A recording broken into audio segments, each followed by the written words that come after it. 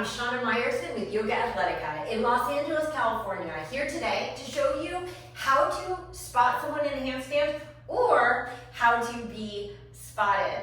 With me today is my gorgeous and amazing nephew, Jakey, who also is a fabulous artist. Jake, why don't you show them some of the pictures that you've made for me? This right here. And this lovely handstand right here. Yeah, don't forget this one. Oh yes, and this one. Okay, keep in mind, he made those when he was a little bit smaller than he is today.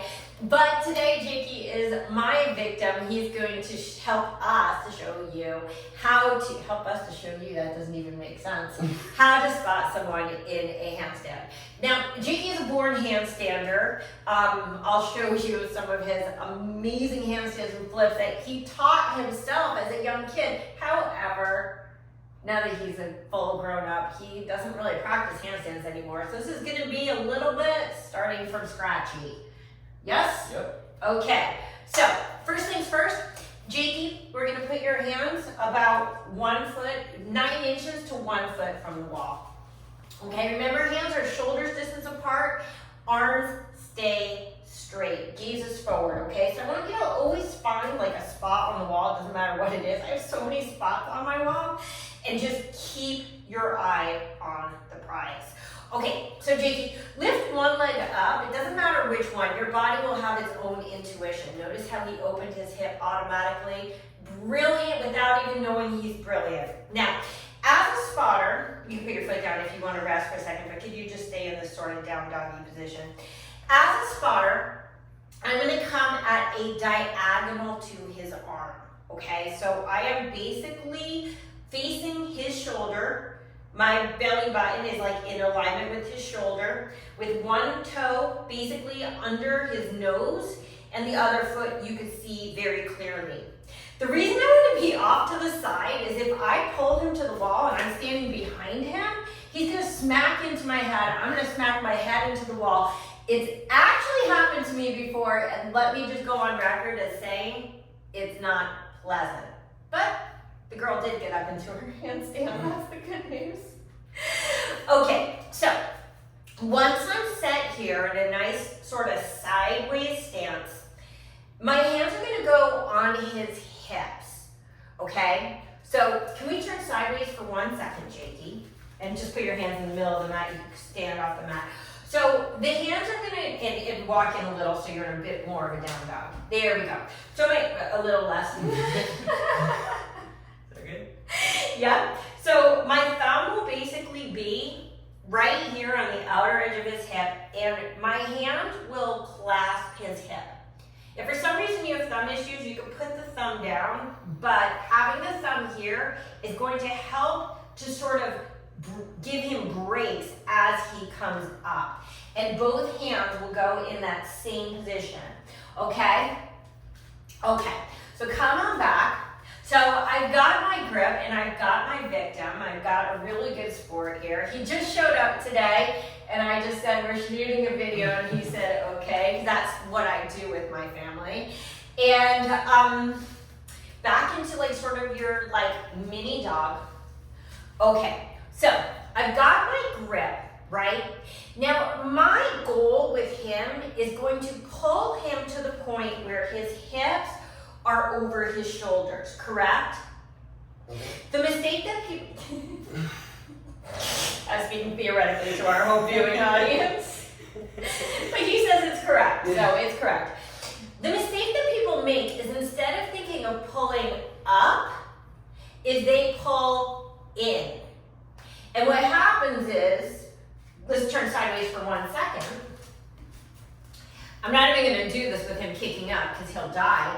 But if I pull him in, okay, stop, just can you freeze there for a second because you're so strong? Where's the balance gonna be here? He's trembling, this strong man. Okay, come on out. Because his shoulders are so far in front of his wrist, that is not gonna be sustainable.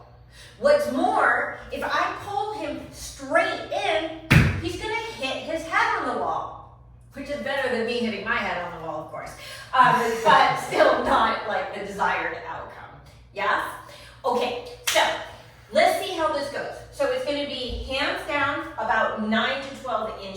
from the wall. You.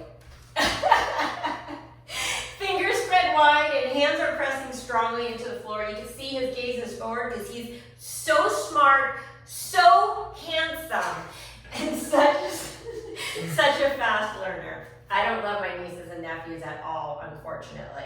Okay, so I grasp from his hips and he's gonna lift his leg up. Now, you can see he's a little tight in his hamstrings, so this leg is not gonna go super high. He's not a yoga person. If he were, this leg would be way up here, right? Oh, hello. Okay, because okay, come on down because I don't want you to get too tired.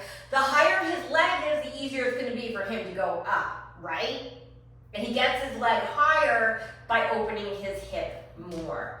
Okay, now here's the thing. The movement that he needs to do, we're gonna do this together. I'll go over here, okay? So we'll go right next to each other, Jakey Snakey. And it's gonna be one leg is sort of in, and one leg is up and looking forward, my arms stay straight. And I bend my bottom leg, keeping my top leg high, and I get used to just bouncing without lifting my foot, yep. And on your bottom foot, Jake, be on the ball of your foot. It's gonna give you more spring when you go up. Does that make sense? We never jump off of a flat foot. We're always gonna jump in real life off of the ball of the foot. Okay. Now I'm gonna embarrass you in front of the world. Okay. You can't do a handstand on your hands like this. You gotta keep your palms flat. Mm-hmm. Okay, because you're lifting the heel of your palm. Oh. We had zero rehearsal for this, guys, so bear with us. Okay, so palms stay flat. And what happens is that the spotter needs to be the counter. Why? Because the spotter is the one who needs to be prepared for the projectile that is coming at him or her. Okay? If he jumps when I'm not ready, disaster may occur. I may drop him, he may hit the wall, he may hit me. All sorts of horrific things can happen. Most likely they won't be that horrific. But if I count and he goes on my count, everything works out fine. Okay, here we go. Hands down, arms straight, palms flat, fingers spread wide. So my thumbs are behind him, my hands are in front of him, basically right on his pelvic bones. Okay, it helps if I bend my knee a little bit for stability. Let's lift the leg and we're gonna jump on 3. Okay, so it's gonna be 2 springs and then we're gonna jump on 3. So it's gonna be 1, yes, 2, and then big jump, 3, and he's up. Now notice how I keep his hips away from the wall. I'm not pulling him to the wall, but I'm holding him to secure him, and when he's ready to come down, I stay holding on, take one leg down and keep one leg up. And I sort of resist his hips so that he comes down slowly and in control. Come on up.